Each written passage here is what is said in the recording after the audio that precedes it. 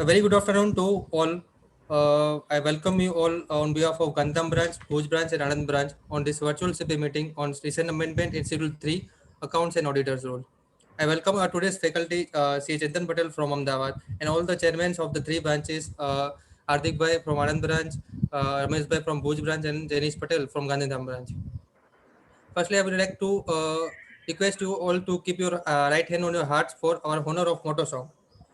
In honor of motto song.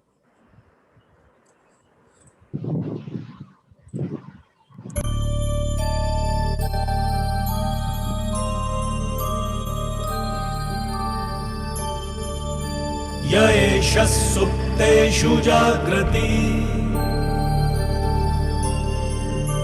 य एषः सुप्तेषु जाग्रति कामं कामं कामं कामपुरुषो पुरुषो निर्मिमाणः निर्मिमाणः तदेव शुक्रं तद्ब्रह्मा तद्ब्रह्मा तदेवामृतमुच्यते अस्मिन् लोकः शतः सर्वे तदूनात्यपि कश्चन एतद्द्वैता एतद्द्वैता एतद्द्वैता एतद्द्वैता एतद्द्वैता एतद्द्वैता.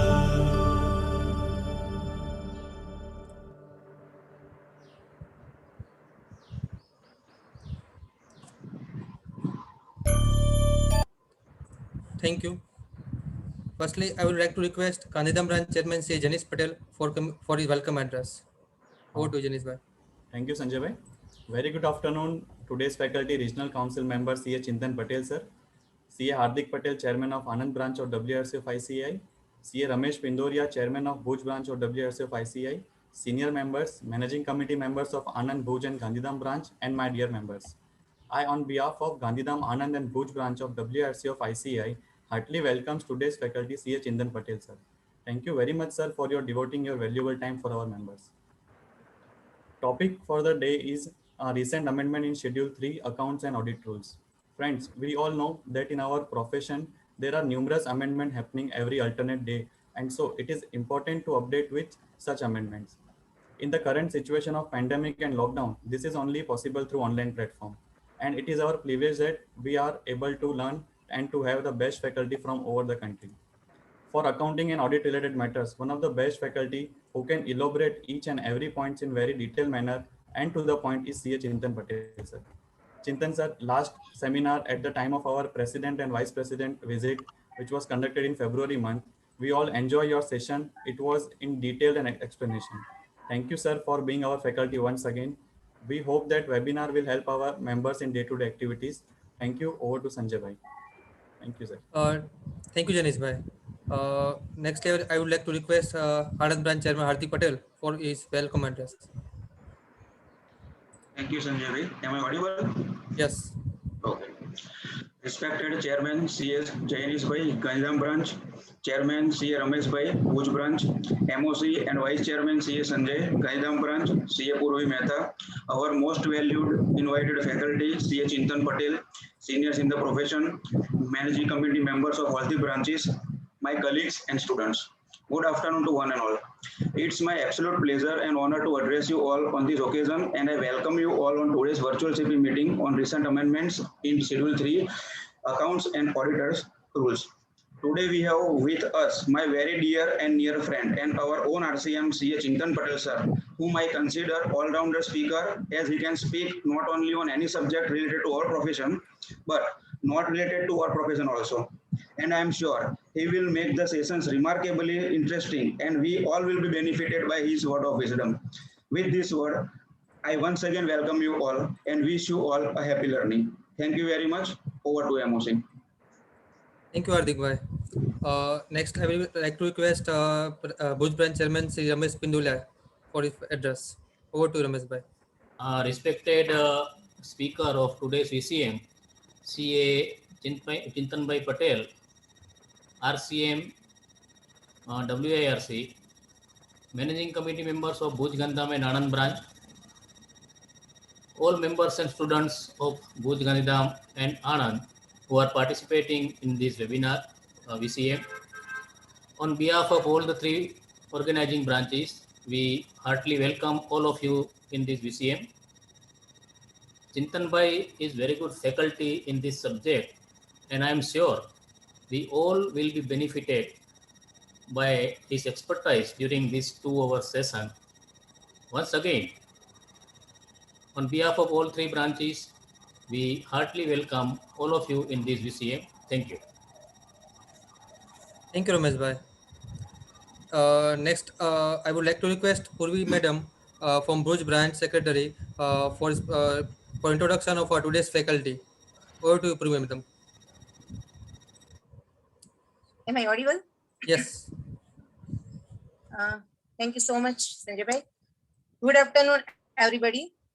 It's my great pleasure to give introduction of today's eminent speaker, C.A. Chintan Patel sir. His brief profile is like that. He is FCA, CPA, USA, CS, certified IFRS, DISA and CISA, USA. He is a regional council member of WIRC of ICI. He is a past chairman of Ahmedabad branch of WIRC of ICI during the term of 2017-18. He is a co-author of book on quick guide to Indian AS and ICDS published by Taxman. He is a contributor to Android application accounting auditing resources. He is practicing chartered accountant, having more than 15 years of experience. He is a mentor of Knowledge Update channel on YouTube. He is a regular speaker and trainer at various forums with more than 300 presentations at various seminars in India, Dubai, Muscat, etc. His articles have been published in ICI journal, newsletters, etc. He is an editor of IFRS e-newsletters of IFRS and Indian AS Implementation Committee of ICI in 2014-15. Hands-on experience of Indian AS International GAAP Conversion Companies Act 2013, Risk Advisory, GST. Thank you so much. I heartily welcome you, C.A. Chintan Patel sir. Welcome, sir. Thank you, madam. Now I would like to request our today's faculty, Chintan Patel sir, for his technical session. Thank you so much, Sanjay bhai, the Vice Chairman of Gandham branch, for doing wonderful MOC. And they all have been joined. I think one of the most important thing is that when I look at all three branches of Gujarat coming together for organizing these seminars, I think very good. The show must continue and all should be together for many of the seminars also in the future. So when Janish bhai talked about my last session on AS Indias, I also recollect the time was a little short and everybody was so much interested. See, generally I've seen that very few CA are interested in accounting standard, Ind AS or Companies Act. And at that time, I recollect that there are many youngsters in CA who have been interested to know about this AS Ind AS. And that's why I think today we are here to see that everybody got the information what they are looking for. So in addition to GST income tax, I think we should also organize the seminars on AS Ind AS Companies Act, which are generally ignored because we feel that income tax GST is a primary traditional topic which has been already taken. But I think now it's time for all of us to focus on the new areas. Hardik bhai has mentioned, the chairman of Anand Branch has mentioned as a dear and obviously is my dear friend. But he talked about one thing is that he can take any topic which is out of the syllabus also. So it's nothing but Hardik bhai, it's your love and affection for me. Obviously there are limited things which I can speak, which are there. There are many things which you have to learn. So over the period when we interact with many people, we learn. And Ramesh bhai Pinduraji is Bhuj branch chairman, sir. Thank you so much for your warm welcome. And it's always a pleasure to have the committee members, dynamic committee members like Purvi Ben Mehta and Hiral Prajapati together, and other committee members like past chairman of Gandham branch Atul Kakkarji, and many of the seniors and professionals there. So thank you so much all of you for inviting me here. And I can say in 2 hours I have traveled across the 3 different locations. Which is Gandham, Bhuj and Anand in 2 hours. My God, I think this is possible only with the virtual session. And I was discussing with the Sanjay bhai that after 3 to 5, I have a session for 6 to 8 at Hyderabad. So in the 5-hour session, I have traveled the locations Gandhidham, Bhuj, Anand, and Hyderabad. So that is not possible if it is physically, but it's only possible virtual. So my compliments to all of you. And I really feel that there are certain like bottlenecks are there when you are not physically. For example, the attention of the audience, the question answers, interactions, which generally happens very good when you are in person. These are generally missing in virtual, but however, in last 1.5 years, everybody is accustomed to this Zoom or other applications. So again, my request to each one of you, if you have any questions during the year, I would like to make it more interactive. So please put your questions in chat box, and at regular interval, I will review chat box, and then we'll have interaction discussions on any issues which you are having. So with this brief word, let me share my screen presentation so we all can take ahead with the journey of this revised schedule 6 recent amendment in schedule 3 of Company 2013. Is it visible screen? Yes, visible. Okay, fine, great. So as we discussed that the today's topic is primarily focused on the 3 very important notifications which are issued by MCA on 24th March 2021. So first notification, which was on the accounts amendment rules. Second was on auditors amendment rules. And third was on a recent amendments for schedule 3. So if I just talk about schedule 3, which is again has a huge impact. If you look at the number of amendments, number of requirements in schedule 3, financial statements are really affecting all companies, and they are many numbers. So we have to understand that. So the first thing which we look at is the applicability of these amendments. Because જેવું આ notification આવે તો પહેલું આપણું શું intention હોય કે ભાઈ ક્યારે મારે કરવાનું છે? Is it applicable for financial year 2020-21 or it is for the next year 21-22? It is for next year. At least I am at relax. There is no need to worry about that. So first thing which we all do when the announcement comes is to look at the effective date of this announcement. Now when we look at the effective date, that effective date is says 1st April 2021. That was the effective date. Now 1st April 2021. So generally people who are not a chartered accountants, who are not a qualified people, they will believe that this is not applicable for the financial year 2020-21 because the effective date is 1st April 21. But as a chartered accountants, we love to read between the lines, and we also like to interpret the all technical issues. So the question come into mind of many chartered accountants, including me, that if the auditor is signing on 10th of May 2021, the management is signing on 10th of May 2021, which is a date after 1st April 21. Does that mean that at the time of signing a financial statements, at the time of signing the audit report, if this is effective, I need to incorporate in my financial statements? So again, there was a lot of issues about applicability. The time limit was very short. It's at least for a large size companies where they are publishing in just 25 days, they publish the whole financial statements. And the changes, the volume of changes are very huge. So we approach MCA and asking to provide the clarification, that basically just provide a clarification from which date this is effective. There is no official announcement which is received from MCA, but which has been deferred and orally which is confirmed that this is effective from financial year 2021-22. However, please note that for a schedule 3, it is you have to provide the comparative figure. So even though you have to prepare and compile informations for financial year 2021-22, but you need to ensure that the comparative financials for the period 2021 are also reported. So as far as the applicability to the financial statements which you have to publish today for financial year 2020-21, first thing which is a very critical, very important for all of you, that there is no change in the format of financial statements. I'm again repeating because I know that I will be receiving many phone calls and many SMS and WhatsApp saying that, sir, format apo mane financial statements na. So because the schedule 3 is revised, I reply to them, there is no need to worry about the format. The schedule 3 revise is for the next year, which we are not still prepared format. But however, as far as the financial year 2021 is concerned, there is no change. You can carry forward the same financials which you have used for last year. And as far as the audit report is concerned, there is no change. Auditor's report, the CARO 2020, which was issued last year, the CARO 2020 was also deferred by 1 year, which is going to be effective from year 21-22. So as far as the financial year 2021-22 is concerned, in that particular period, we need to have a lot of changes which are as far as Schedule 3 is concerned and as far as the CARO 2020 is concerned. And when you look at the change, why the Schedule 3 changes been done?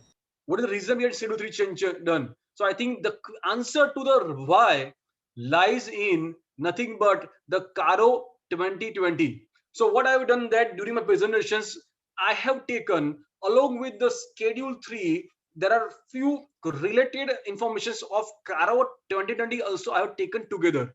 So we can also understand that this Schedule 3 e-commerce is this one, what is changed in CARO 2020, and they both need to be read together to understand the reason behind the change. So with this brief background, let us look at and go ahead with the first very important change is on the audit trail. On 24th March 2021, the accounts amendment rules, it mentioned the one very important thing that every company which uses accounting software for maintaining its books of account shall have the audit trail feature. The notification was on 24th March. The notification says this is effective from 1st April 21. Now, whether do you expect the companies that they need to move in just 6-7 days to move a software, or do you expect the software companies that they can inbuild this audit trail in just 6 or 7 days? I think it is practically impossible to have this kind of amendments where they want us to have effective from 1st April 21. That is the reason why on 1st April 21, the first day of the new financial year, another notification come to picture, and that notification says that this audit trail feature is effective from 1st April 2022. So as far as the applicability is concerned of the all recent amendments, which is related to accounts, audits, and Schedule 3, all are effective from 1st April 21, except audit trail and the audit report related to audit trail. They both are effective from the next year, that is 1st April 2022. Now, what is the main reason of audit trail? Why the audit trail picture, and what is the reason why this need to be deferred? Because there is a huge implication on audit trail is concerned. What is audit trail? Audit trail is that where you need to maintain a sequence of events in your accounting softwares. Everything you need to maintain, and whatever entry which you pass, that it has to be maintained. Anybody can check that on which date what was happened, which entry was passed, when it is changed, who is changed. Everything is maintained. The sequence of events of entry, bookkeeping, recording is maintained. That is called audit trail. Now let us look at the provisions. It says that every company, again, every company means there is no exception for small company. There is no exception for 1% company. There is no exception for a dormant company, irrespective of the size of the company, irrespective of the turnover of the company, irrespective of the net worth of the company. This is applicable to all companies. So every company which uses accounting software. So that means what is then? First, it says every company. Second, it says that which uses accounting software for maintaining books of accounts.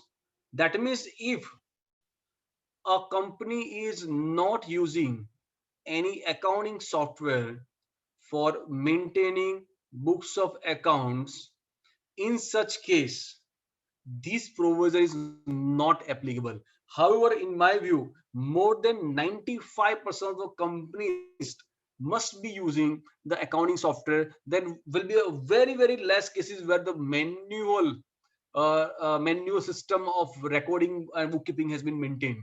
So in general, it is applicable to all companies.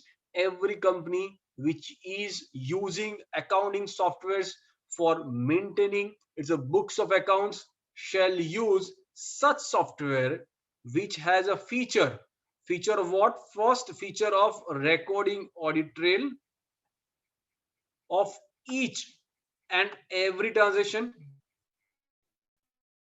Second, it should create an edit log of each change along with date when such changes were made. So that means what?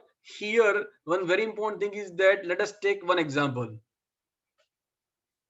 On 31st March 2021, the closing stock, the entry was passed on 7th April 2021 that the closing stock is of 10 crore rupees. On 10th July 2021, the entry was revised of 10 crore to 8 crore rupees. On 15th August or 15th September 2021, the again entry was revised from 8 crore to 8.4 crore rupees. So when I look at audit trail, means first entry was passed on 7th April of closing stock with 10 crore.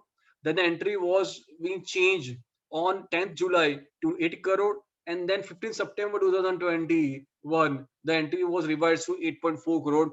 That chronological events with the figure and date, everything, it is recorded, it is being there in the accounting software. And whenever the government wants some information data, they can get the audit trail when it is required. So that audit trail has been one of the most important thing. And when you look at what this audit trail, see here you will understand that if you ask any company, any management, that there are two softwares available. One software where there is an audit trail feature is available. Another software where there is no audit trail is there. I can confirm that in all cases, the company will select the software which does not have audit trail, because no one likes to have a camera on them. It is nothing but the camera of the record which is done in software. So, but that is the reason why in India this was not being acceptable practice. If you look at any software which is from Europe or USA, where there is a law and regulation which requires audit trail to be there. So all cloud-based accounting softwares like Zoho, QuickBooks, they do have the features of audit trail because they are in compliance with the international laws. And same way in India now, the software should have and would have these audit trail features. One very important thing is that as far as the Tally is concerned, which is the heart, everybody is using majority Tally. In Tally, their Tally Prime is one software which provides audit trail, but still it is not completely in compliance with the MCA, and they will also upgrade themselves to have a software which is in compliance with MCA. Last point when I talk about is that we have to ensure that audit trail cannot be disabled. તો એવું ના હોવું જોઈએ કે audit ટ્રેલની જરૂર ના હોય ત્યારે જ્યારે સ્ટોક ચેન્જ કરવો હોય ત્યારે ઓડિટ ટ્રેલ ડિસેબલ કરી નાખો અને પછી સ્ટોક ચેન્જ થઈ જાય. That features should not be available. No one can change the audit trail. That is what is talking about these particular requirements. So that was on audit trail. Now let us look at the next point, the responsibility of the auditor. So if you look at here in the majority changes, what is done, that first the responsibility on the management by with notes and accounts. Then there is responsibility on the auditor to verify and check what the management has said and is it correct or not. So now responsibility on the auditor, and it says that whether the company has used accounting software for maintaining books of account, which is a feature of recording audit trail. That is first thing. Second, it has been operated throughout the year. Third, for all transactions. So that means auditor has to check and verify that if the company has changed to software which is audit trail on 10th April, it is not called audit throughout the year. So for 9 days, it was not throughout the year. So in that case, auditor may have to put a comment saying that it is not throughout the year, it is for this period. So here the auditor need to check and ensure that the software which is being used by the company that has audit trail feature and which has been operated throughout the year for all transactions recorded in the software. Next point is very important, and which I somehow feel that this is not something expected from the auditor. How can you expect the auditor to be a techno savvy where it says that you know ensure that the audit features has not been tampered with? Audit feature is not being tampered with. How, as a chartered accountant, see, even if I'm a CISA certificate, DISA certificate, or I have a technology IT related certificate, doesn't mean that I can understand and I can look at behind the scene that whether the audit trail has been tampered or not tampered. In my view, this features needs a revision, or there's need has to be some guidance which is provided by MCA or ICI with respect to the responsibility of the auditor as far as this feature is concerned. Because technically the auditors cannot be expected to know and understand about the tempering of this audit trail, which generally happens within the softwares, and it is difficult for a auditor to identify. Next important point is that the audit trail has been preserved by the company as per statutory requirements of record retention. As per Companies Act 2013, for 8 years, the records is required to be maintained. So here also it puts responsibility on the auditor to say that this has been preserved for by the company for 8 years. So in case if you come across after 2 years that the management has removed the audit trail or they've discarded the audit trail, then this is not something which is required, which is acceptable. In that case, the auditor has to put a comment. It is not to be preserved for 8 years. So this is what is basically on audit trail. So before I move to the next point of other points, do you have any questions of audit trail? Then we can basically look at the questions. If you have any questions, please put in chat box. I'm looking at the chat box, and then any questions, I will feel that let us have also the combination of virtual plus physical presence. And for physical presence, the most important thing is interactions. Most important is the eye-to-eye contact, which is sometimes losing. But I want all of you to please take participate, ask questions, because your questions will really compel me to learn more and more. So expecting to have any questions which you feel which requires attention, which requires interaction, which require discussions, that can be done. So wherever if you put time, don't worry, put questions in chat box, and then I will come back again, and then I will see the chat box. Let us take the next point. Companies Accounts Amendment Rules 2021. I think I have one chat box. Some chat is there. Okay. GIM. Sir, आपका नाम क्या बताइए sir? Jinesh. Yeah, Jinesh. Okay. I know that there are first membership number is there. Okay. Yeah, Jinesh. So, Jinesh bhai, what are statutory requirements regarding audit trail in other countries? How government is using it? Jinesh bhai, as I little briefly talk about that in European countries and in USA, it mandated to have the accounting software which should have audit trail feature. So same way, if you ask any software which is based at USA, Europe, they will have a compulsory feature. Even if you ask them to provide software without audit trail, they won't provide it. So same way, I think using, I think that is a very, very important questions, and that is a very relevant. How government is using it? Let us say a case. There are cameras in your office, right? There are cameras in your office and or in mall or anywhere. Now there are 6 cameras in your office. Are you using the cameras every day? Are you looking at the camera every day? The answer is no. Are you looking camera at every weekly, every monthly? The answer is no. In general, majority of cases, camera are not being there for the purpose of just looking into the person what he's doing it. But for example, some theft happens in your office, then that camera will be taken out, and then the analysis will be done about the movement of the persons in and out of premises.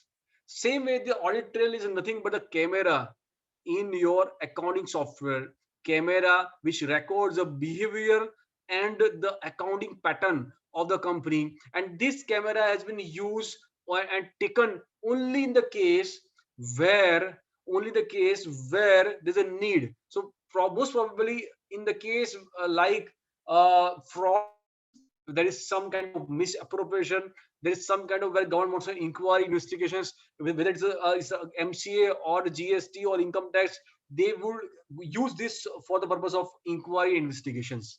And it may not be asked every yearly, but it will be used only when they feel there's a need of this camera, this audit trail for the purpose of investigations. I hope Jinesh, my response is clear to you, and we can go ahead. And if any questions, please feel free. I will be checking the chat box, and thankful to each one of you for anybody who puts the queries, who puts the questions here and making it more interactive and interesting. Coming back to the next very important point is on the matters to be included in the Board of Directors report. Rule 8.5, which is not applicable to small company and OPC, where there's an addition of 2 clauses. First point, it says that in case if the application is made or the proceeding has been initiated, which is pending under IBC code. So insolvency and bankruptcy code IBC जो है, ये IBC के अंदर अगर कोई application pending है या कुछ proceeding initiated हुई है, in that case you need to provide the status, and the status of at the end of financial year of that particular IBC is to provide in the Board of Directors report. Next point, which is on our primarily with respect to the one-time settlement and the valuation.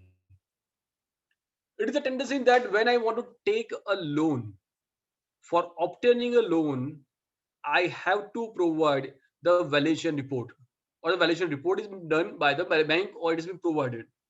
So at the time of obtaining the loan, the valuation is generally of higher amount. But when I want to do one-time settlement, where my intention is to make a lower payment, the valuation will come down drastically. So here it casts a responsibility on the management in case if the company has done one-time settlement during the year, then the difference between the valuation at the time of obtaining loan and at the time of settlement, that difference is to provide along the reason for the differences. This is what is expected as a better practice, as a transparent ethical practices to put as a part of your directors report. Let us take next point. Responsibility on the auditors, by the Auditor Amendment Rules 2021. Other matters, Rule 11, where the clause D of SBN reporting is omitted, and they inserted the clause F, that is what whether the dividend declared or paid during the year by the company is in compliance with section 123 of Companies Act 2013. So dividend payment or declared, that should be in compliance with section 123. That is what the auditor has to check and confirm in other matters. So there is additional responsibility on auditor to cross verify and check and compliance with these requirements under the auditor's report. With this, I'm coming back to the Schedule 3 amendments. So any questions so far? Then please put in chat box, or we'll move to the next part. There is no chat, so I will ensure that. But please put your questions in chat box, and we'll cover. Now let us have first a brief understanding of the Schedule 3 before we talk about the amendment which are being taken care here. First thing is that the format of financial statements is provided under Schedule 3 of Companies Act 2013. Schedule 2 provides depreciation. Schedule 3 provides the format of financial statements. Under Schedule 3, there are 3 divisions. Division 1, applicable to the companies preparing accounts as per accounting standards. Division 2, it is applicable to the companies who are preparing accounts as per Indian accounting standards, commonly referred as Ind AS. And Division 3 is applicable to NBFC. So they revised the Schedule 3 and they added the additional disclosure and the requirements as a part of notes on accounts. Schedule 3, they have modified around 25, 26 changes are there, which are there under Schedule 3 Division 1, which is on accounting standards. Then there are Division 2 Indias. So the Division 2 Indias, they have carried for all the changes of AS. Plus there are few 4-5 changes in Division 2. And there are Division 3 NBFC, where the Division 1 plus Division 2 and plus some changes related to NBFC business, they are there. So Division 1, currently I'm focusing on Division 1 AS accounting standard. That is what it's applicable to all the companies which are required to prepare as per accounting standard, that is AS1 to AS29. So that is the Schedule 3 Division 1. Now in that Schedule 3 Division 1, there are around 25 changes which are basically are made with the objective of some increase in transparency, or they may be for compliance of laws and regulations, or maybe for improving a improving presentation point of view, or to have control over fund movement. So what I've done, I have divided these 25, 26 changes into 6 groups. These groups which I've done are by me. There is no such grouping done in the Schedule 3. The objective of making grouping is to just understand the reasoning behind this as a bunch. So when you understand it as a bunch, it will really create a lot of issues, a lot of clarity in the thought process. You will be even able to understand and remember also very fast. So there are 6 changes which are primarily with respect to improving your financial transparency and analysis. There are 2 changes which is focusing on the closed group related changes. There are 3 more changes which are just to ensure that the property which are basically in the balance sheet of the company, there should be a control over the property. There are 5 changes which are focusing on the funds movement, because in many cases we have noticed and observed that the fund is always being transferred to third party before something happens. So when you catch somebody, you find there is nothing in the particular person and everything is moved outside. Then comes there are 5 changes which are related to compliance with laws and disclosure thereof, and there are last 5 changes are on which affects the presentation on the balance sheet, on the profit loss account. There are presentation related changes are there. There are 5. So let us look at the first bucket, which is on improving transparency and useful in financial analysis.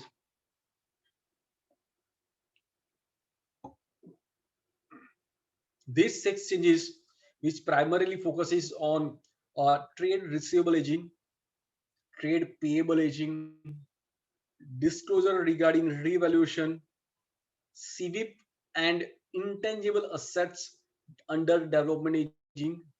And lastly, there are 11 ratios which are very, very important, which need to be disclosed as part of financial statements. So before I move to these particular points, let me again remind you 2 things. One thing is applicable from financial year 2021-22. However, when you present for that financial year, you have to provide comparative, because as per Schedule 3, every figure in notes on account should have a comparative figure available.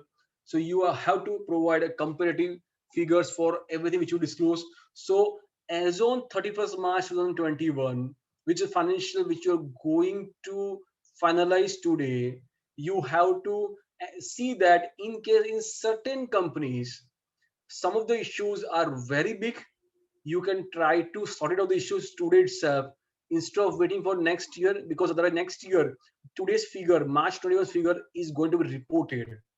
So the objective of this particular presentation is to just give a brief idea, understanding of what is being changed, and what certain companies may require some kind of planning where you can talk with the management, and then you can ensure there's something which should, instead of coming outside books of account, it can be taken up on March 21 by balance sheet itself. So let us look at the first point is on trade receivable aging. So as it mentioned, the said aging of receivables. trade receivable aging today aging શું છે? I think આજનું aging એક જ છે simple is what less than 6 months and more than 6 months. Now less than 6 months and more than 6 months, so this aging of less than 6 months is already there. Now more than 6 months is being further classified into 4 parts. That is 6 months to 1 year, 1 to 2 years, 2 to 3 years, and more than 3 years. Now, I will give you an example what is the objective and reasoning of having this kind of classifications which may be helpful to the stakeholders. Let's take for example, on 31st March 2021, the trade receivable outstanding in the books of accounts is a 10 crore rupees. When you look at less than 6 months and more than 6 months, less than 6 months was like 6 crore, more than 6 months was 4 crore. So, and the amount which is provided for as a bad debt reserve was 50 lakhs rupees. So you will believe that chalo bhai, abhi to right now anyway the situation is not so good. The credit period of 6 months is nothing some serious. It is a regular course for a lot of clients. So long period doesn't make a difference. It goes, and the amount which is provided for is 50 lakhs rupees. So it won't be a much impacting the investors if this is the scenario. However, now same situations, it requires you to provide classifications. Now less than 6 months is a 6 crore, and for more than 6 months, 6 months to 1 year is 1 crore.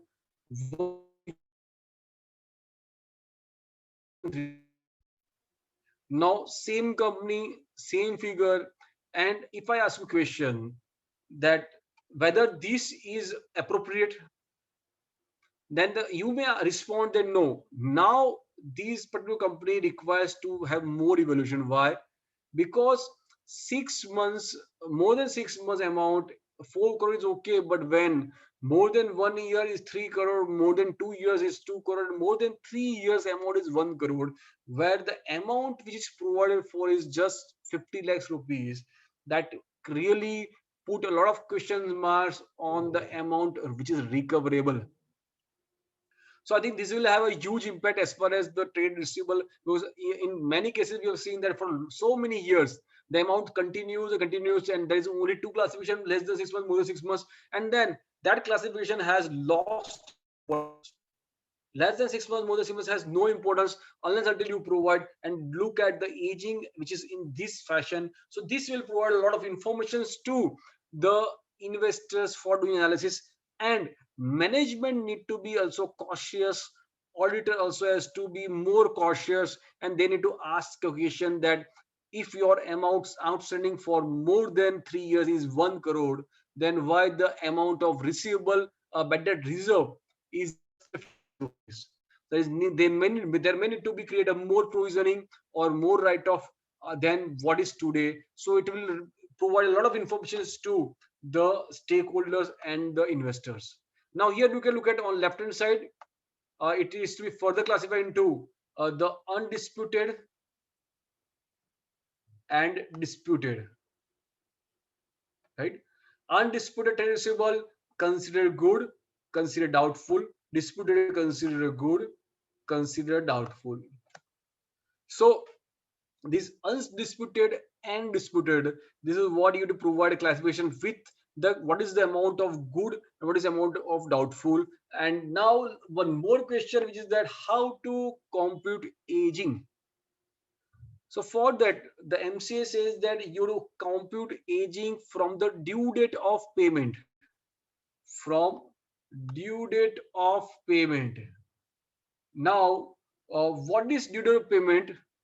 Where the no due date of payment is specified, in that case, disclosure shall be from the date of transaction, right? So due date is what? For example, on 1st March 2021, I have sold goods, and the credit period which is mentioned on the invoice it says 30 days. So on 30th March, my credit period is over. That is my due date of payment. And from that date onwards, I have to look at the aging requirements.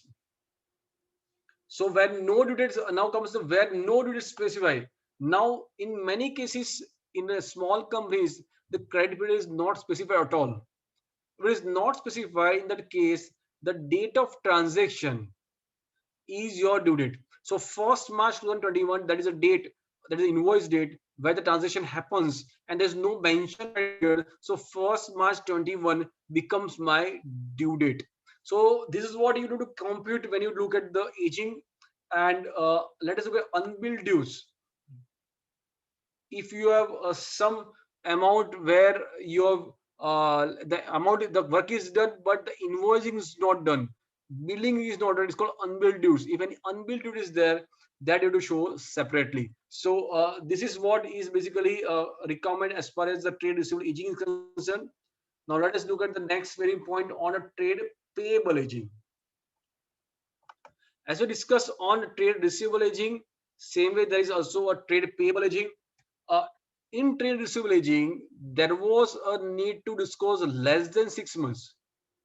However, under payable, there is no need to talk about the less than 6 months. In receivable, less than 6 months, more than 6 months was there for so many years. So it is not changed. It has been kept same. Under trade payable, for the first time, the aging has been inserted. So here it says that in the 4 parts, less than 1 year, 1 to 2 years, 2 to 3 years, and more than 3 years. The same 4 buckets which you have seen earlier, that will be part of here. Only difference is that the less than 6 months is not there under trade payable. And as we discussed that how to compute aging, to compute aging from the due date of payment. If there's no due date of payment, then from the date of transaction. Unbilled dues, if any, to be shown separately. Now this aging you have to classify into the 4 parts. That is what MSME, others, and disputed, undisputed. So here the amount which is payable, you have to classify whether it is pertains to MSME, and if it is pertaining to MSME, is it disputed or undisputed? If it is disputed, then you show disputed. If it is not disputed, then you show separately as MSME. So this disclosure will definitely be useful. And one has to be very careful here. For example, if there is some case law is going on where the party has lodged a claim against the company for making a payment. Now here the company has shown as payable, but if this amount is shown as payable, not disputed, means in the court of law, there is possibility that somebody may argue that you yourself are saying it is not disputed, so, and you are showing in the balance sheet as an undisputed amount payable. So that means you accept the obligations and you do make payment. So that's why one has to be very, very curious and cautious when you put a disclosure requirement, because sometimes what happens if the client doesn't provide information, you put everything in others undisputed. But if everything is put in others undisputed, then there are 2 non-compliance which can happen. One, the part of MSME, which is being ignored here, and second thing is that if it is disputed, not solely disputed, the client may be under a lot of issues. So that is the reason why one has to be cautious when you focuses on these requirements. Let us look at the next point is on property, plant, equipment, similar for intangible assets. If the company has done a revaluation during the year, and if the revaluation, there is a change in the amount, and if the change is a 10% or more in the aggregate of the net carrying value of each class of property, plant, equipment, if it is a change is what? Increase or decrease. If increase or decrease, change a 10% more is in aggregate of net carrying value of each class of PPE. In that case, you have to show separately, is it even if it's a PPE or intangible asset class wise. Next very important point says that the company has revalued, if the company has revalued PPE all intangible assets, then whether the revaluation is based on the valuation by registered valuer.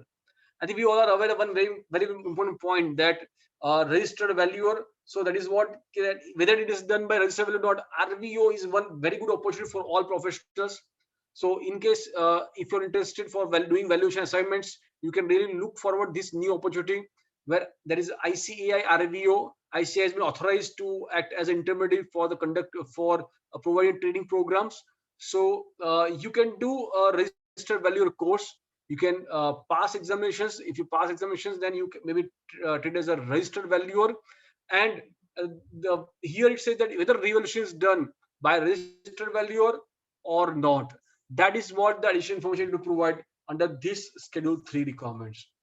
Now coming to CARO 2020, where it provides it requires the auditor to confirm, auditor to check and confirm on these 2 points. First point is that 10% or more change. If there's a 10% or more change, then whether it has been appropriately been disclosed separately. Second thing is that if the revaluation is done by registered value or not, then whether it has been appropriately disclosed or not. So that is what has been casted responsibility on the auditor to check and confirm. Now coming to the next very important point is on CWIP. That is on CWIP, which says that an IAUD, that is intangible assets under development. So capital work in progress, as we discussed regarding trade receivable aging and trade payable aging, same way here it also requires to show aging of CWIP. Capital work in progress, the aging schedule is the same which we discussed earlier. Means what? I'll just the amount of CWIP for less than 1 year, 1 to 2 years, 2 to 3 years, and more than 3 years. So the CWIP also need to be divided into these 4 parts. If you are being the part of any companies where the capital work in progress is a huge amount, largely I've seen in a little large size company where they do have the manufacturing plants where the work is going on. In the capital work in progress, if you look at the many revenue expenditures are also capitalized because they are for a particular project. Salaries, traveling, these and that all get capitalized, and it is not passed through the account because they want to build a certain project, a certain capital assets. However, in many cases, what happens that these projects may be abandoned, it may not be converted to it may not be completed, but the amount which is there in CWIP, it is lying as a CWIP for so many years. It never gets debited to P&L account because no one requires you to give the breakup of CWIP aging. Now here, basically it says that you to provide the breakup of CWIP aging, that what is the amount in CWIP for less than 1 year, 1 to 2 years, 2 to 3 years, and more than 3 years. And this amount which you to provide for CWIP, that again you to provide 2 parts. What is projects in progress and projects temporarily suspended. So whether the amount for which CWIP is there, the project अभी चल रहा है कि नहीं चल रहा है, कि project suspend हो गया है. If the project is suspended, now this will give a lot of information. For example, if I say my CWIP is 100 crore rupees, now if the CWIP is 100 crore rupees, no one is going to ask question to you that whether the amount is going to be realized. We assume that the CWIP is capital work in progress, so maybe 2, 3, 4 years it will be capitalized. Fine. Now here it says that you to provide classification 2 parts: project in progress and project temporarily suspended. Now if I give further classification saying that project in progress 60 crore, project temporarily suspended 40 crore, out of 40 crore 20 crore has aging more than 3 years. Now this will be again giving a lot of information to the auditors, to the management, and to the stakeholders, that here they may be required to take a decision: is there in need of doing impairment? Because the project, when it's temporarily suspended and the amount has been a big amount flying for so many years, what are the chances of this project being completed or not? If it is not to be completed, have you done impairment testing or not? That kind of questions will come into pictures, and that's why This will provide a lot many informations from CV paging. Now comes next very important point, which says that you have to compare with the original plan. The amount which is there in the CV as original plan, then you need to look at whether time limit is extended or whether the cost has been exceeded. So either the time limit has been overdue. So when I enter into original plan, I mentioned that in 3 years the plan will be completed, project will be ready. Today it's already 4 years, 5 years. So then that project has overdue, the completion is overdue. Or when I look at the project, it was 100 crore rupees, today already 110 crore are being spent. Even though timeline is not being completed, then it is called exceeded. It's a cost compared to original plan. If this is a situation, then you need to provide that information of the projects where it is overdue or it exceeded this cost compared to original plan.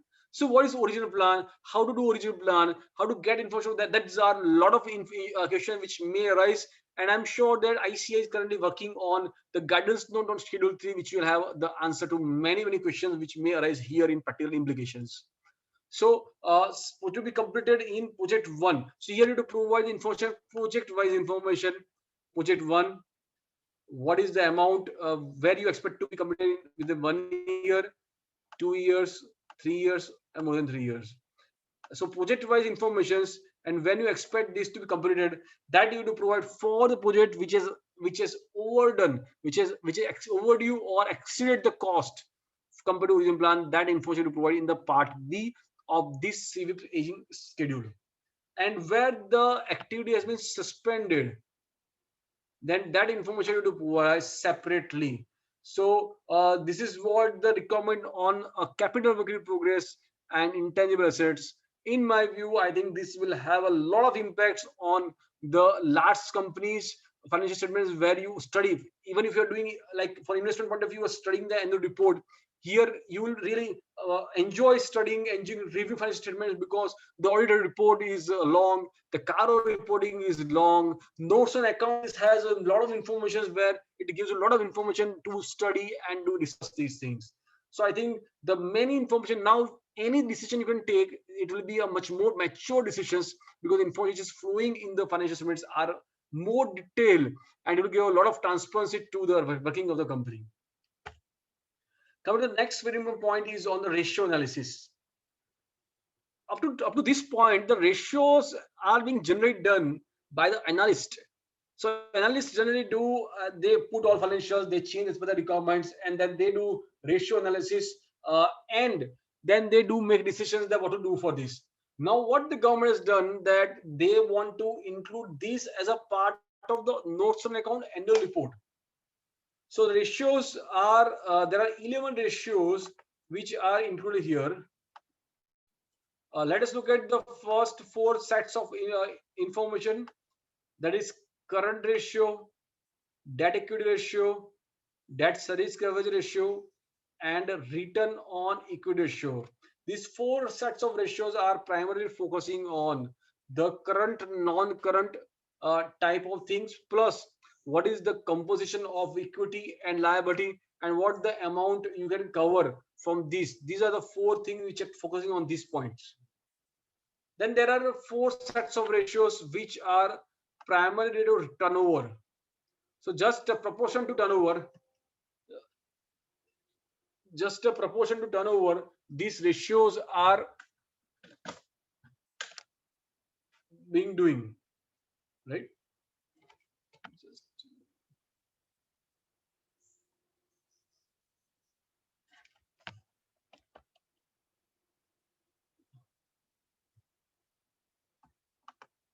Just a minute. Let me just see that.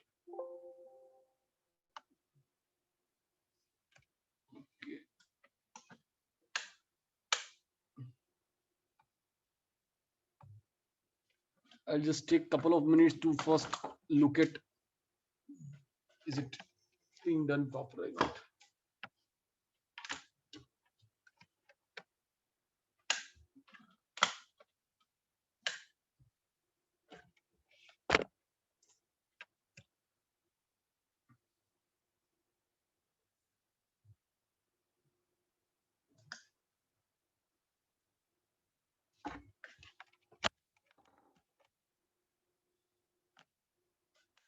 Just a minute. I'll just take a few more minutes.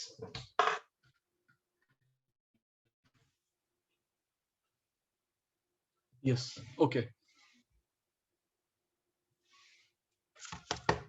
Fine. Yeah. Sorry for issues in between. Right. So let us look at the ratios. So there are 4 sets, and now next 4 sets which we are focusing on is on inventory turnover ratios, and which are the relative turnover.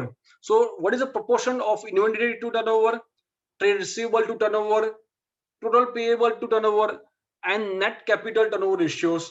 These 4 things are being covered here as a part of the turnover ratios. Next very important point is on the net profit ratio and return on capital employed and return on investments. So these 3 things are focusing on giving information on the return, on the net profit, these things. But one very important thing is that you also need to explain the numerator.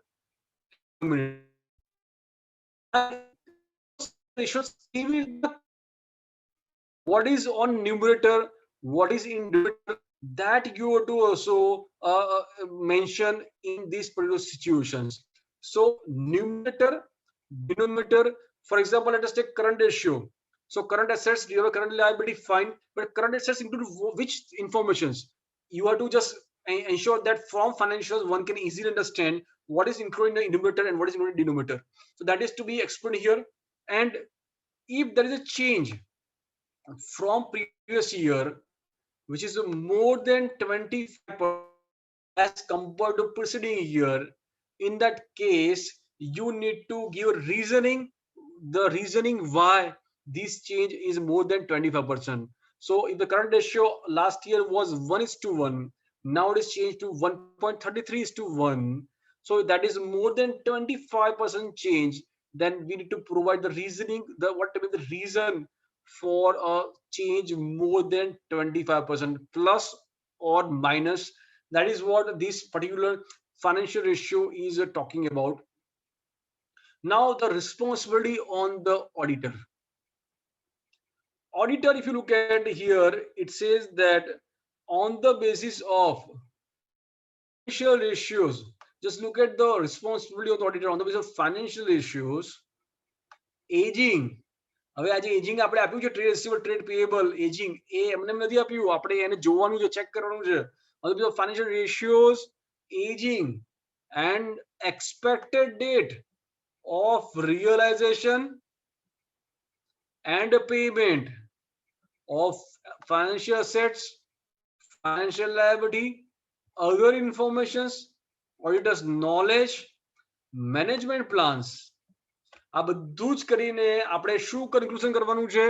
Whether the auditor is of the opinion that no material uncertainty exists and as on the date of audit report that the company is capable of meeting its liabilities existing at the date of balance sheet as and way they fall due within a period of 1 year.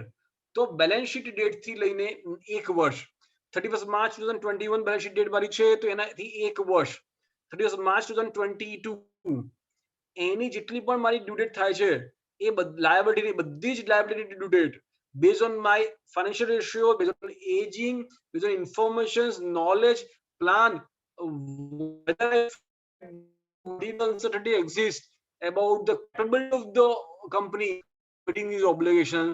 That is what the auditor has to comment in CARO 2020.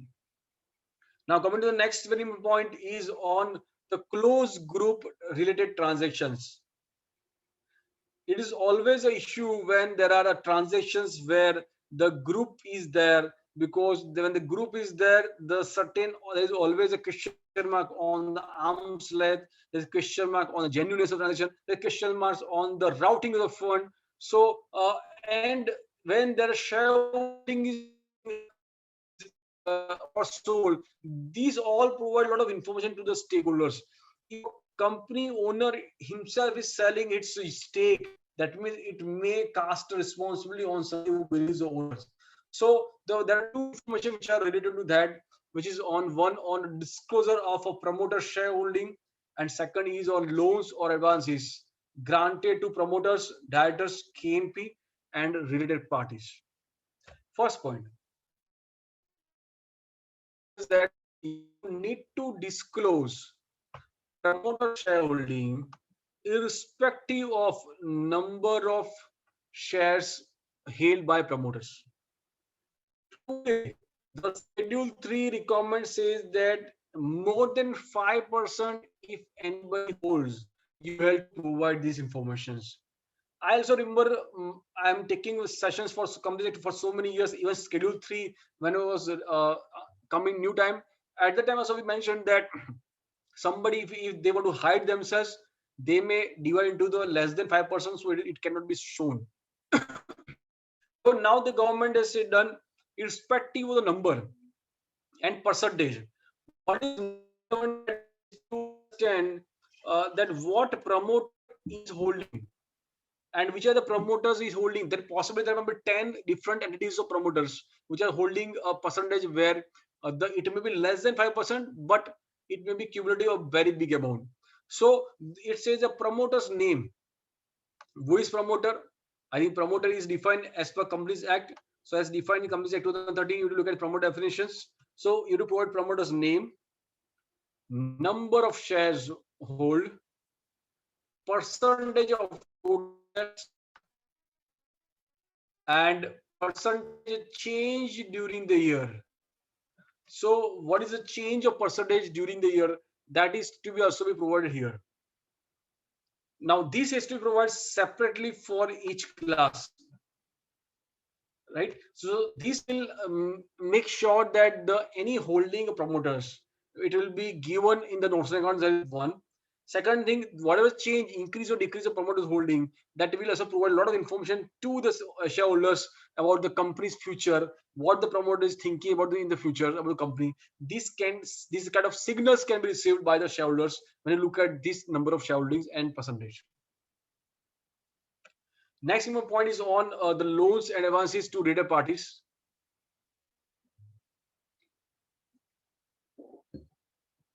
Following disclosure shall be made when loans or advances in the nature of loans are granted to promoters, directors, KMP, and the is what is as defined in Companies Act 2013, and it says that when the loans or advances in the nature of loans, so that is loans, when loans are given to promoters, directors, KMP, and related party, either severally or jointly with any other person. Possibly this may be given severally or jointly with any other person. So there are two persons, one is a director, one is a related party, another is not. That is fine. But these loans which are given, they are repayable on demand or without specifying any terms or period of payment. If there's no terms of payment are mentioned, there's no period of repayment is mentioned, it is repayable on demand.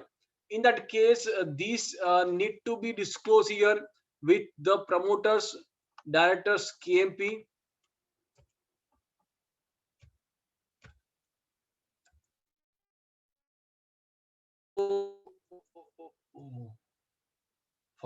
So here you have to show the what is the type of borrower, promoters, director, KMP, related parties, what is the amount of loan outstanding, and what is the percentage to the total loans and advances, the nature of loan.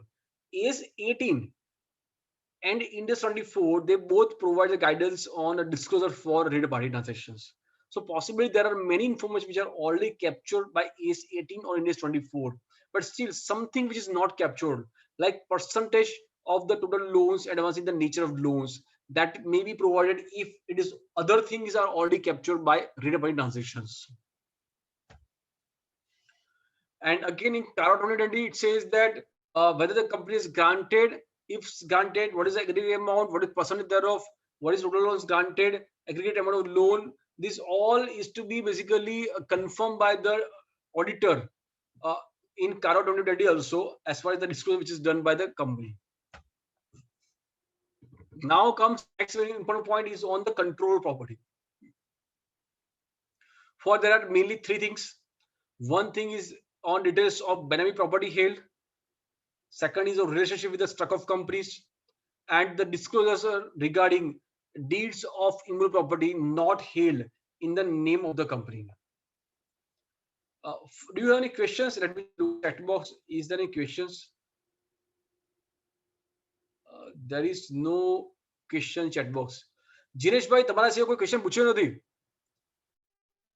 Anyone can ask questions, right? So let us make it more interactive. Otherwise, શું થશે કે સાલું virtually છું તો આમ એકલો બોલી રહ્યો છું, એકલો સ્ક્રીન ની સામે જોઈને ખાલી બોલી રહ્યો છું એવું લાગે છે મને. So let us have more interactions. We'll also make it a little bit easy for all of us to capture the things. Koi practical issues ewa ho which you feel which can be addressed, I will be more than happy to deal with the questions. All are clear. Ha, chairman Hardik bhai haju તમે છો અહીંયા? Superb. Generally chairman નો role એવો હોય છે કે ચાલુ કરીને જાય છે, પણ હાર્દિક ભાઈ still there.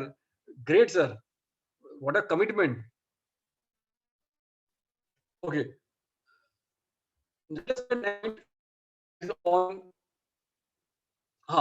That is on benami property held, wherein proceedings have initiated against the company for holding any benami property.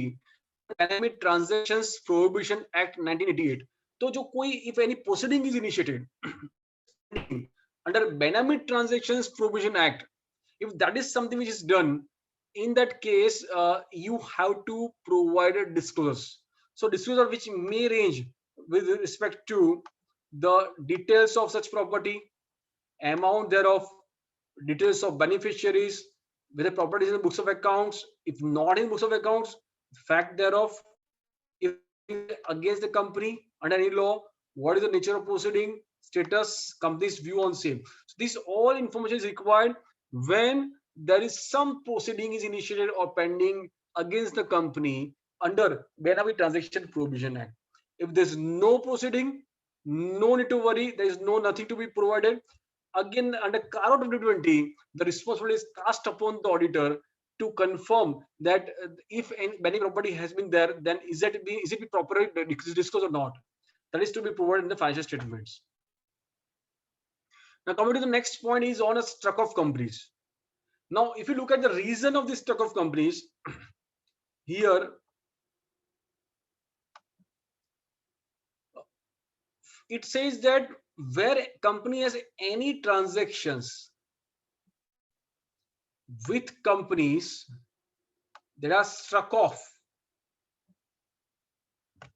Now, what was happening that the companies may be struck off either voluntarily by themselves or MCA can struck off the company.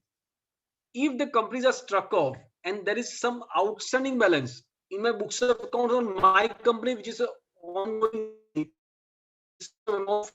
company, to pay the amount of stock of company, I am holding investment in the stock of company. Now, no one was taking care to look at the list of stock of a company and then to see that whether I do write off or not write off.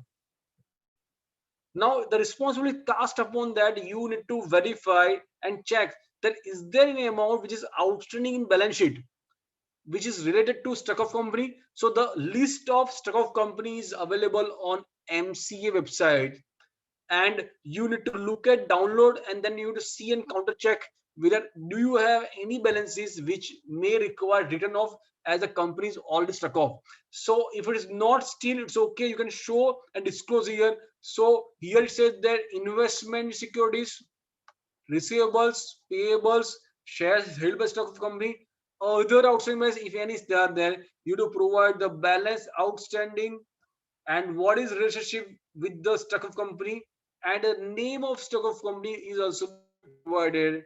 This is what is to disclose in these things. Next important point is on title deeds of immovable property not held in the name of the company.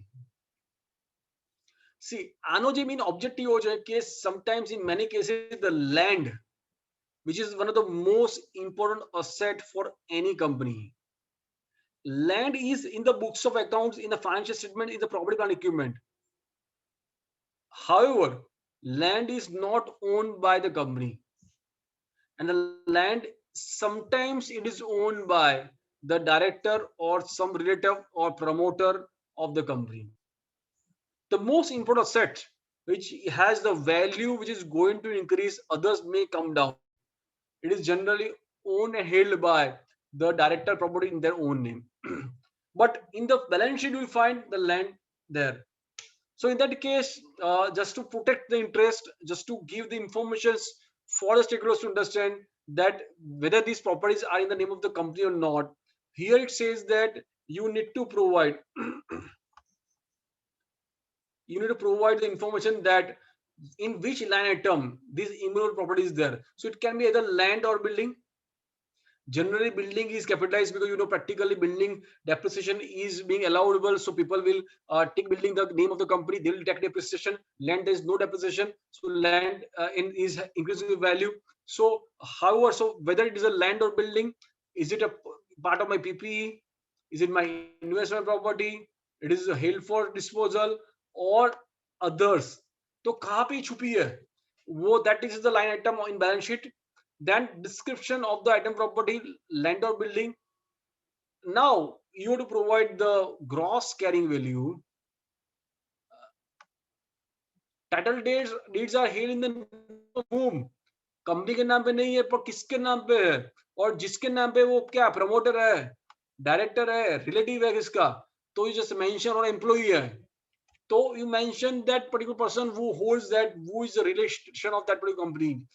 कब से property held कर रहे हो आप company में, कौन से साल से प्रॉपर्टी हेल्ड पे है, और क्या रीजन है कि आप ये प्रॉपर्टी कंपनी के नाम पे होल्ड नहीं कर रहे हो.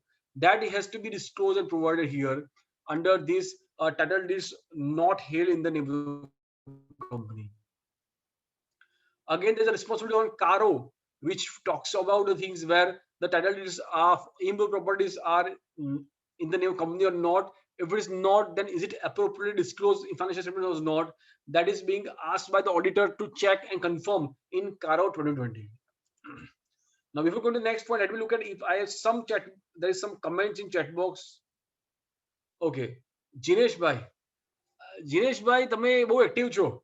There are no other. So you are asking questions. Very good. Can we really incorporate these new reporting requirements from current year itself? No, sir. We cannot. It is all our compulsory requirements. So in my view, no. Just to get familiar with the new format, instead of like putting and uploading this in your balance sheet in Schedule 3 the MCA, you can prepare it for your own purpose, on a training point of view, and then you can discuss with management. The management will also have more idea. So for large size proposals should be done. You have seen in many companies, in large size company, they already started working on this Schedule 3, and they already prepare the financials as per Schedule 3 for the 2021, just to understand that how it is going to be reflected, impacted. So the next year before it comes, they are ready with these requirements. So this is already done by large size companies, but if you feel in certain companies, certain cases client wants or you want to understand, you can do it for internal purposes. See, giving more information is definitely allowed. However, any information which is giving more, some that giving irrelevant informations today, maybe with the objective of like obscuring with the material informations.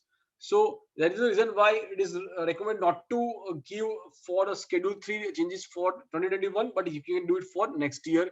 You can do it for internal purpose. You can study it. You can review. You can discuss with the management. Let us look at the next very important point is on the controls on fund movement. I think this is what is something is very critical, very relevant, because the company and the government actually believes that when they catch hold of any persons and the fraud is happening, they catch hold of that particular person, they identify first thing, fund is missing. जब fraud बार आता है, जब government makes entry, at that time ऐसा होता है कि there is no one to catch. पैसा होता नहीं है कंपनी के अंदर. तो जैसे मूवीज में आता है ना कि जब पुलिस जब एंट्री मारती है जब चोर भाग गया चोरी करके, Same way it also happens here where the governments make entry into the company जब पैसा होता नहीं है, fund already moved, they traveled at various levels and it reached to certain places where no one understand कहाँ चला पैसा चला गया. So that was the big concern for the government, and that's why there are many changes which focusing on the borrowing, on the fund movements, and also on the defaulting part. So let us look at the first very important point is on disclosure on circular fund. So here it says that fund circulation, utilization of borrowed fund and share premium. I think the heading is not correct, which is heading which is given by in the amendment. It provides a heading that utilization of borrowed fund and share premium. But in my view, it is talking about utilization of any fund. The fund may be borrowed or it fund may be other things, but any fund where you say borrowed, share premium, other sources or kind of fund, कोई भी तरह का fund है. But if any fund is advance, loan or invested, आपने पैसा किसी को advance में दिया, लोन से दिया या आपने कहीं पे इन्वेस्ट किया फंड को, वो फंड आपका बोरोड है या शेयर प्रीमियम से फंड है या वो फंड आपका खुद का फंड है, क्या अदर सोर्स से, वो इंपॉर्टेंट रिलेवेंट नहीं है. What is relevant that if any fund is advanced, loan or invested to any other person, just look at here, the word is to any other person or entity. They are not talking about a company. To any other person or entity, including foreign entities. With the understanding, I think अब ये report कब करना है? आपको report तब करना है जब ये जो फंड आपने दिया है उसमें अंडरस्टैंडिंग ऐसी है कि वेदर रिकॉर्डेड इन राइटिंग और अदरवाइज, और अंडरस्टैंडिंग भी ऐसी है जो राइटिंग में होना जरूरी नहीं है, वो अपने राइटिंग में लिखा है कि नहीं लिखा है, और अदरवाइज है understanding that the funds are for some other company, वो आपके लिए फंड नहीं है, किसी और का फंड है. The intermediary shall directly or indirectly lend or invest in other persons or entities identified in any manner whatsoever by or behalf of the company. So the understanding क्या है कि मैंने आज फंड जो है वो हार्दिक भाई को दिया और हार्दिक भाई बोला कि आप जैनिश भाई को दे दीजिए. अब पैसा जो है वो हार्दिक भाई को दिया है, बट अंडरस्टैंडिंग क्या दी कि हार्दिक भाई को कुछ करना नहीं है, हार्दिक भाई वो फंड को ट्रांसफर करना है जैनिश भाई को, और जैनिश भाई को क्या बोला है, आपको वो फंड ट्रांसफर करना है संजय भाई को, संजय भाई को फंड ट्रांसफर करना है अपने हिरल भाई को, और हिरल भाई को फंड ट्रांसफर करना है आगे. तो ये जो फंड का मूवमेंट है जहां पे the person who is transferred to others and there are many intermediates in the fund movement where this need to be captured and it needs to be disclosed in the financial statements. So these all are learning. ये learning कहाँ से आती है? The learning comes from the scams and fraud which happen.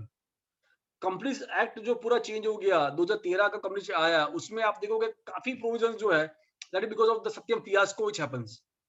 Now अभी जो चीजें ये मैं बोल रहा हूँ, in my view this is because of the lot of things where even case of these Mehul Choksi and Nirav, we have seen that the funds as transferred in day one. In one day, the fund was moving into 8 companies के account and then it was changed to outside India. पैसा आया तो एक ही दिन के अंदर वो 6-7 company में घूम के वो आउट ऑफ इंडिया चला जाता था. That was being arranged and that was not noticed by anybody, because when you do audit of X company you find कि ये पैसा किसको दिया है, बस वो पैसा उसने कहाँ के दिया, मैनेजमेंट इज अवेयर कि पैसा को उसने कहाँ घुमाना है. Now here the responsibility is to provide a disclosure in the financial statements saying that you should discuss what date and amount of fund advance or loan with complete details of each intermediary, date and amount of fund further advance or loan invested with complete details of ultimate beneficiaries, amount of guarantee security if any, and if there is a violation of the act, then that also need to be disclosed here.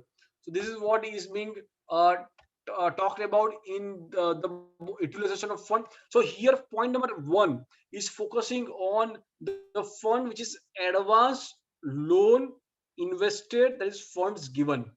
Now next is on fund received. अगर आपको fund कहां से मिला है, जैसे मैंने जो example दिया जहां पे मैंने दिया था हार्दिक भाई, हार्दिक भाई दिया जनीश भाई को, अब हार्दिक भाई फंड रिसीव कर रहे हैं and this fund he is receiving for not himself but for Janish bhai, then he also has to disclose in the financial statements about the trail.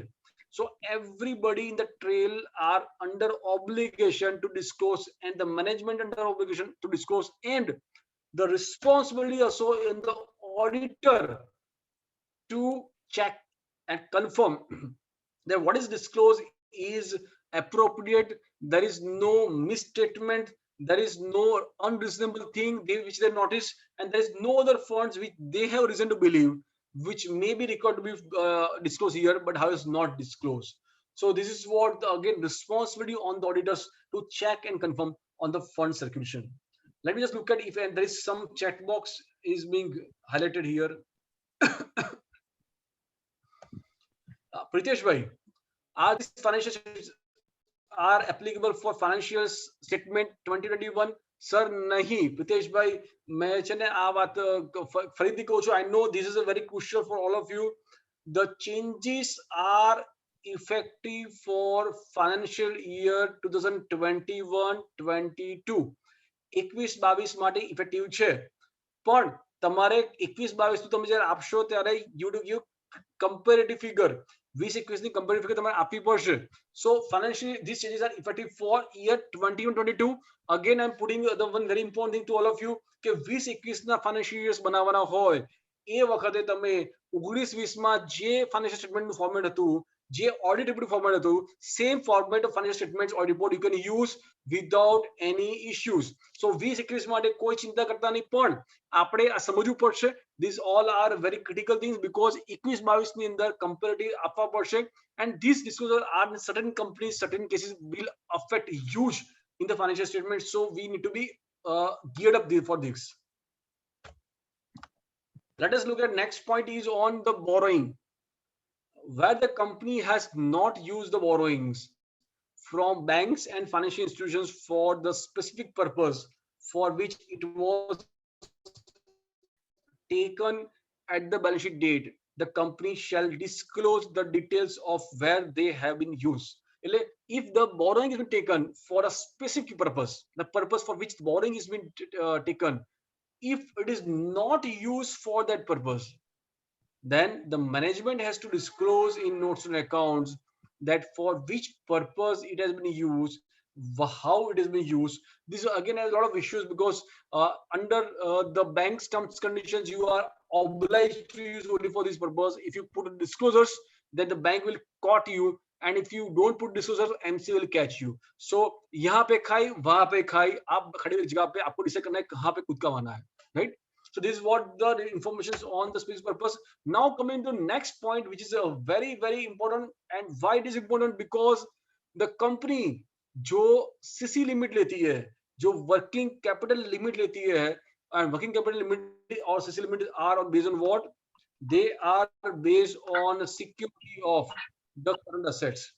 So if a company has taken borrowings from banks or financial institutions on the basis of security of current assets, then disclose whether quarterly returns or statements.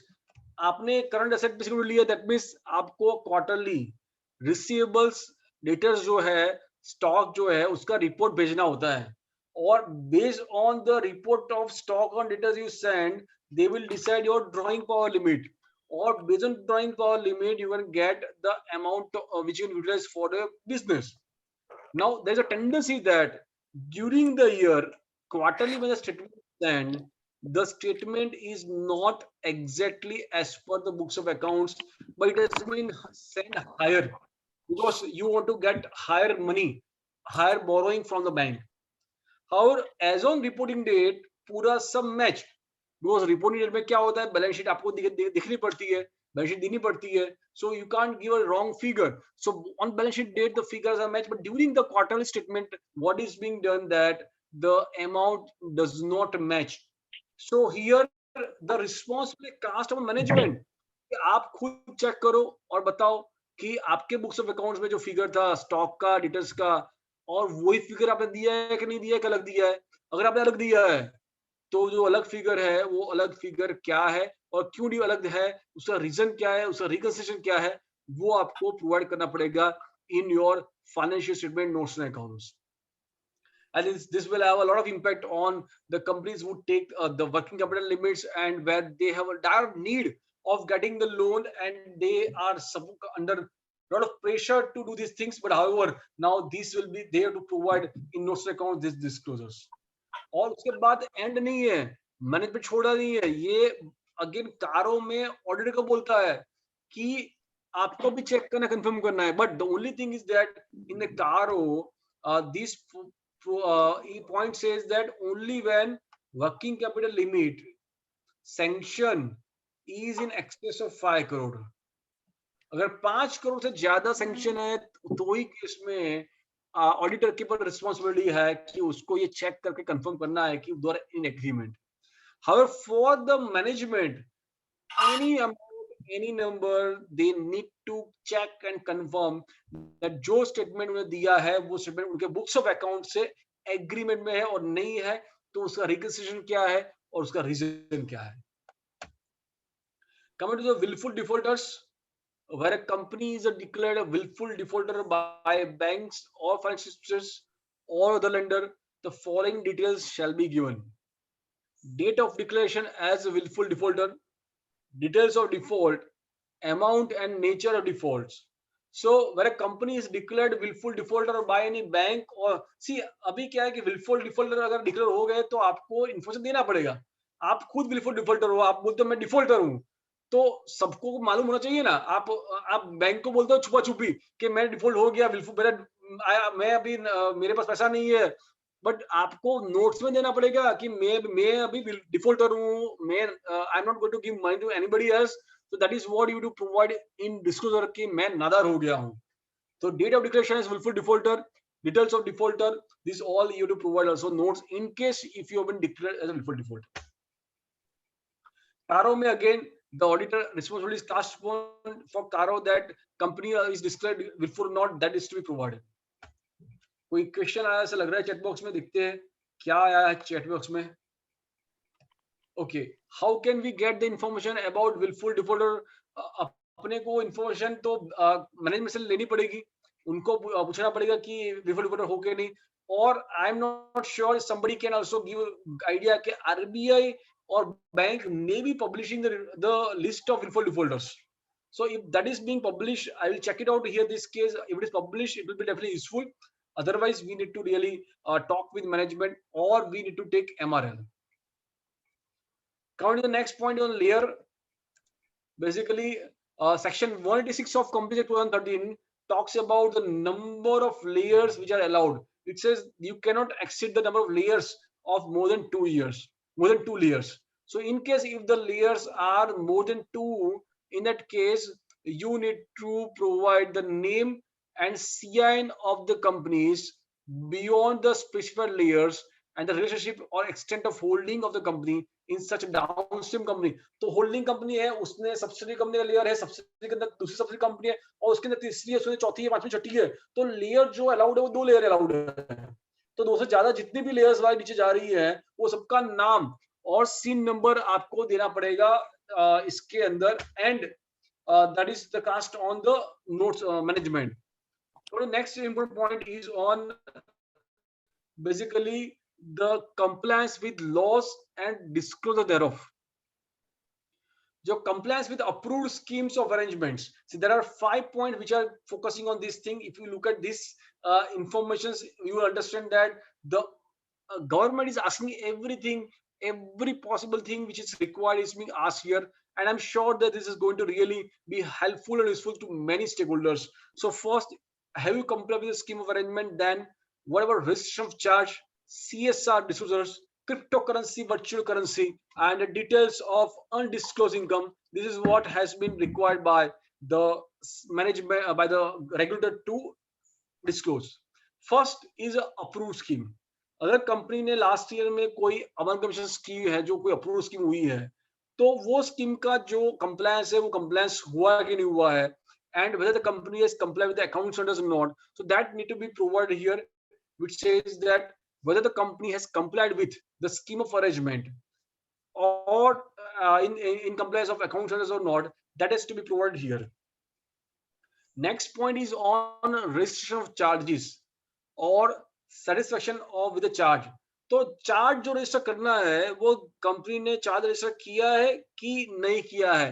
If anything which is yet to be registered charge, और charge register हो गया है, पैसा वापस दे दिया है, but that is not satisfied. So if it is yet to file the form for satisfaction of charge, अगर ये दोनों केस अगर जो yet है, आपको हमने काम नहीं किया है, पेंडिंग है, तो आपको वो इंफॉर्मेशन देनी पड़ेगी कि what is the statutory period, how many amount, what is the detail and reason thereof, what is yet pending. That information is to be provided under your notes and accounts. Come to the next very important point is on CSR, corporate social responsibility. See, in my view, अगर आप देखोगे तो CSR की जो responsibility है, CSR का जो requirement है, उसमें बहुत बदलाव हुआ है.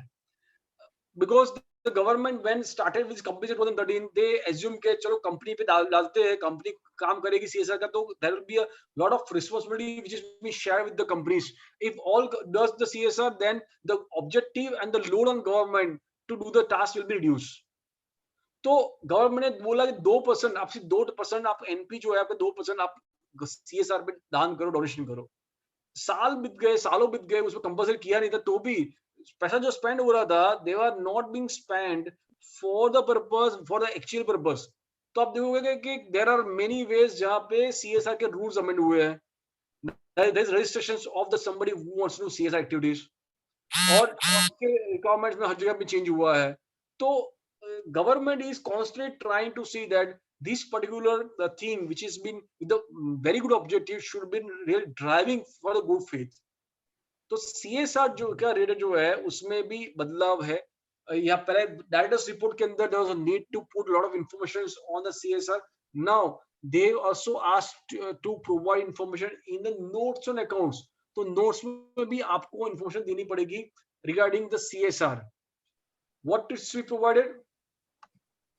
It is on basically amount required to be spent, amount of expenditure incurred, what is shortfall at the end of the year, total of previous year shortfall, reason for shortfall, nature of CSR activities, details of read-about transactions. So ये सब information भी आपको section 135 में जो आपको CSR requirements है, that you to provide in notes and accounts. और liability जो आपने क्रिएट की है सीएसआर के अंदर, तो उसका मूवमेंट आपको देना पड़ेगा नोट्स के अंदर.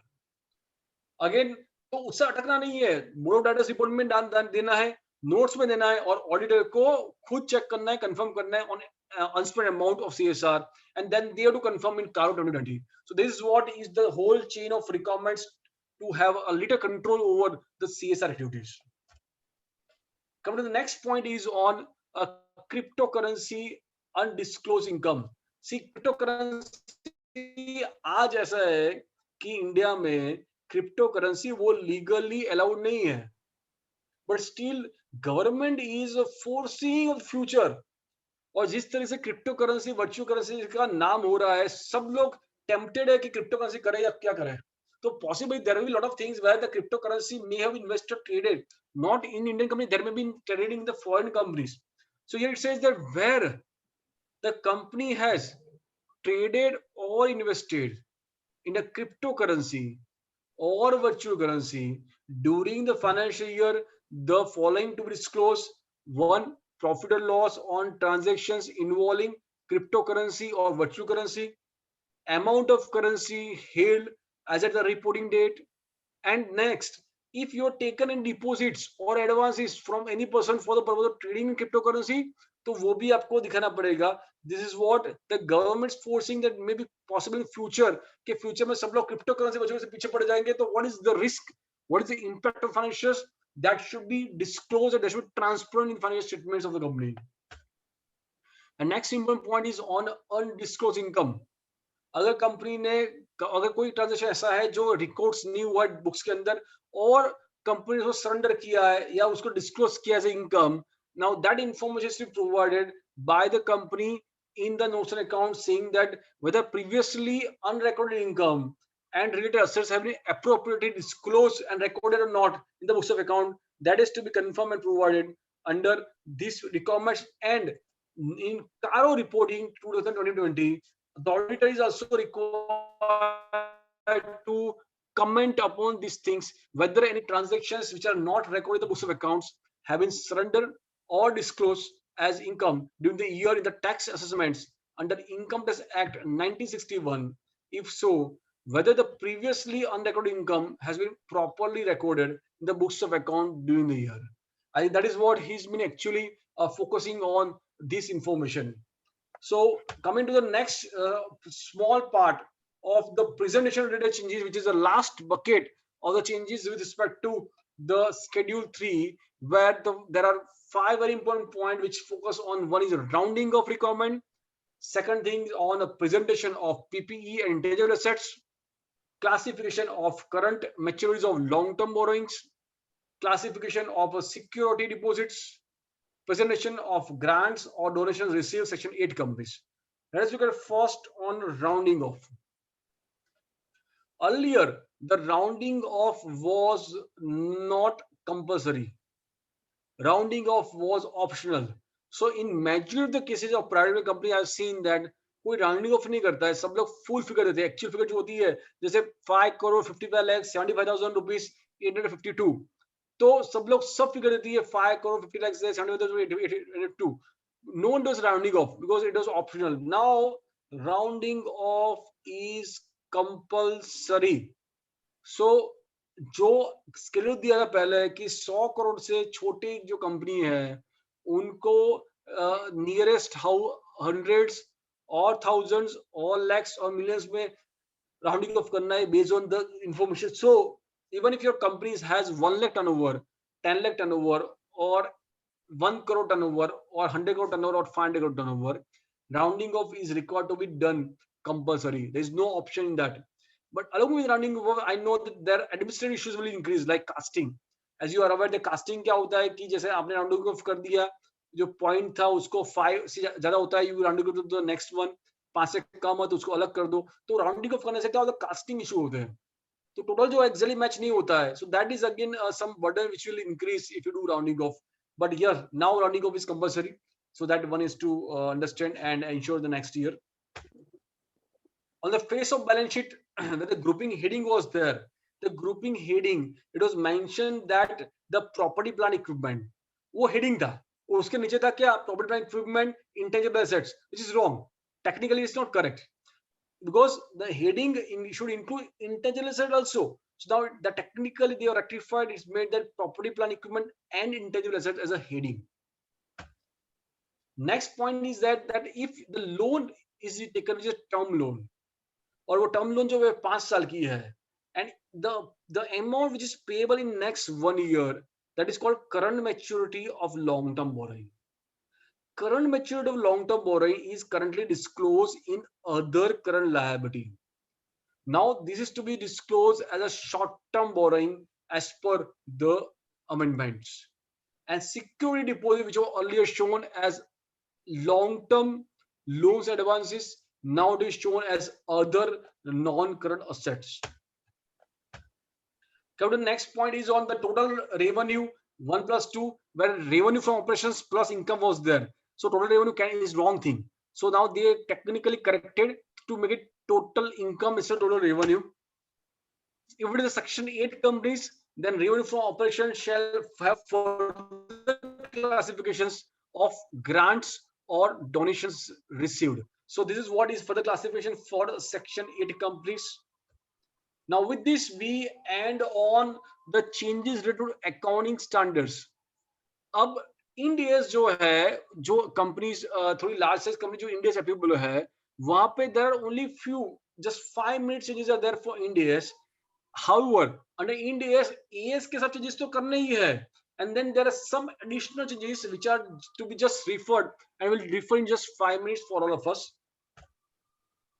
First very important thing is that under Ind AS there is a changes in equity. There is a statement called changes in equity. In this statement of changes in equity, there are two parts. Part A is on equity share capital, part B is on other equity. In part A, that is equity share capital, if there is some change in equity due to prior period error, now they've added a column to capture that information separately. Next few small changes are there. In case of India's companies, agar wo investment property hai, then India says that you have to disclose fair value of investment property in your notes and accounts. Here it says that in case where you disclose a fair value of investment property, you have to give additional information कि जो fair value है वो कैसे आया है, is the fair value is be given by a registered valuer or not. So that information is to be provided additionally here. In case of finance lease obligations, so current or non-current liabilities, financial liabilities after borrowing on the face of balance sheet, I think India's 116 is one new India's which talks about the financial lease obligations. So now this is to be captured on the face of balance sheet after borrowing. And last very important point on as far as India is concerned, that is on the trade receivable. A trade receivable में आपने जो बात किया था कि aging schedule देना है less than 6 months, 6 months to 1 year, 1 to 2 to 3, and more than 3 years, and then you have to provide aging into disputed, undisputed goods and doubtful. And again, one more classification is to be provided with respect to the receivable which have a significant increase in credit risk. It is in compliance with Ind AS 109, which requires a point that in case of significant increase in credit risk, the trade receivables disputed and disputed is to be provided separately. So this is what the all information, all resources which is required to be provided. And as I have told earlier that these are the very, very important changes. अगर हम देखें कि जब से company से 2013 आया है तब से लेके आज तक हम बात करें तो I think these are the few changes which are the most important and highest number of changes in Schedule 3 is concerned. Schedule 3 is the one very important piece which is connected with every auditor of the company. As we know that in practically what happens, that practically the Schedule 3 जो है वो पूरा अपने पे आता जिम्मेदारी. So that is what is we need to do it. Second thing is that CARO 2020 has the huge requirement. So this both we need to ensure compliance. See, one thing is very critical कि जो पहले का जो माहौल था आज के माहौल में बहुत डिफरेंस है. अगर हम सोचते हैं कि हमको जो पहले जिस तरह से फाइनल हो गए थे उस तरह से फाइनल करना है तो नहीं. Now the era is where we have to be more cautious.